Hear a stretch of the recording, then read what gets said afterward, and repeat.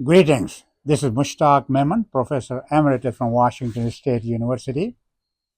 We are going to talk about a male cat. So, the topic of this video is understanding tomcat behavior from spraying to reproductive roles and becoming the perfect pet. So, tomcat behavior was very unique in this 4-year-old domestic long haired tomcat, which was brought to me some time ago at Washington State University. And he was purchased when he was only 3 months old. Then, once he became about 1 year age, they decided to have him neutered. They took him to the veterinarian and they removed only one testicle, which was in the right scrotum. They couldn't find the left one. So they discussed obviously quite a few different possibilities, but the idea was that maybe he was born with only one testis. So pretty soon this animal start having a male behavior. What it means was that he would spray his urine in the room and also different walls and furnitures. So these people got really very uncomfortable. They took him to another veterinarian and they did the surgery again, but again, left testis was not found at all. So this behavior got really worse. In fact, I was told by these clients that he would just pick a room in the house and he would go ahead and spray his urine everywhere. And then he became very vocal, makes a lot of noises. So he became also relatively aggressive. So I think one thing we have to think about is that where the behavior is coming from. Well, his spraying and few of the other things which he is doing is under the androgen hormone or testosterone, which is produced from testes. This is why people try to neuter these animals so that male behavior goes away. But in this situation, obviously, there is a reason that why this animal keep on behaving just like he was intact. So we did the physical exam. Everything turned out to be normal, and I tried to do digital exam, tried to feel his inguinal area. I could not find or feel any testis or any even close to the feeling of the testicular tissue. So one thing which we have to keep in mind in a situation like in the tom is the spines on the penis. So the penile spine are very unique in the tomcat, and these spines are produced under the influence of testosterone. So when you don't have these spines on the male penis, means that his testicles are removed. So here, if you look at really closely, you will see little bumps kind of looking and on the penis. Those are the little spines, and there is so much theory about why spines are there and what they do. So I wouldn't go in too many details at this time in this video.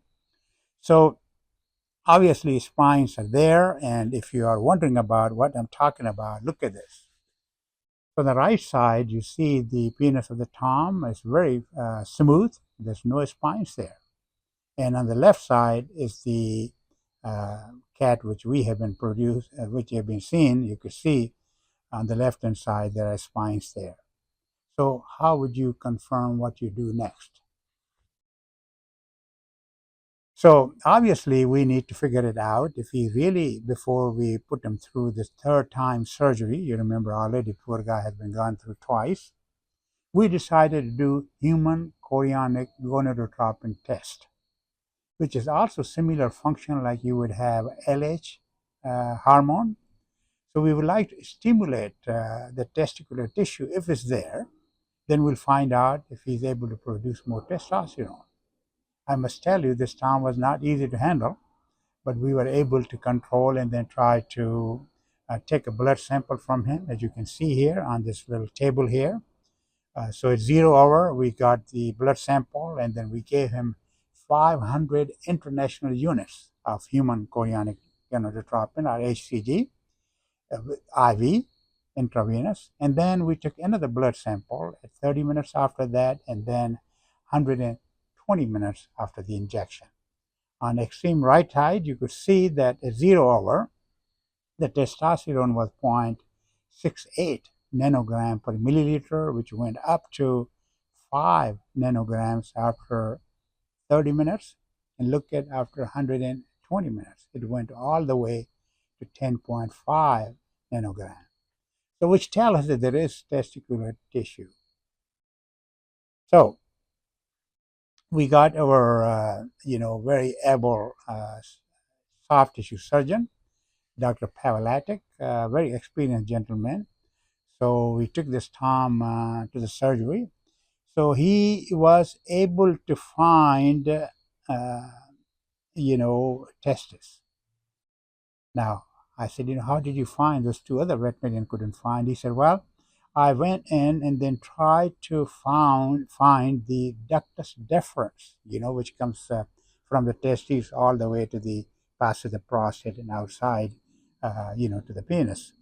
So he said that, he was able to trace that from the prostate all the way to the, where the vas deferens would go. And he said it was a tiny, small piece of tissue which was embedded in the fat pad.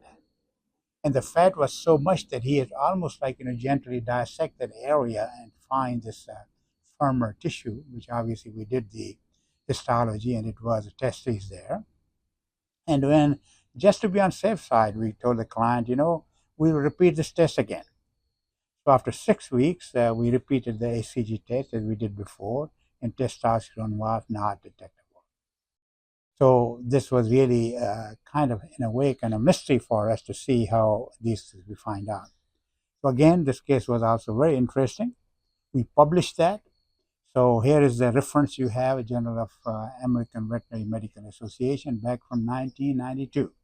It's a pretty old case, but it has got very good information. Those of you who are interested about different aspects of behavior and what happens and what is being discussed, please go ahead and look at this short paper, which is, I think, about page and a half long. So with that, I'm going to stop. Now, welcome your questions and comments. Please go ahead and send me some questions and comments that you may have, or your experiences about this kind of situation. Until then, I wish you well. Bye-bye.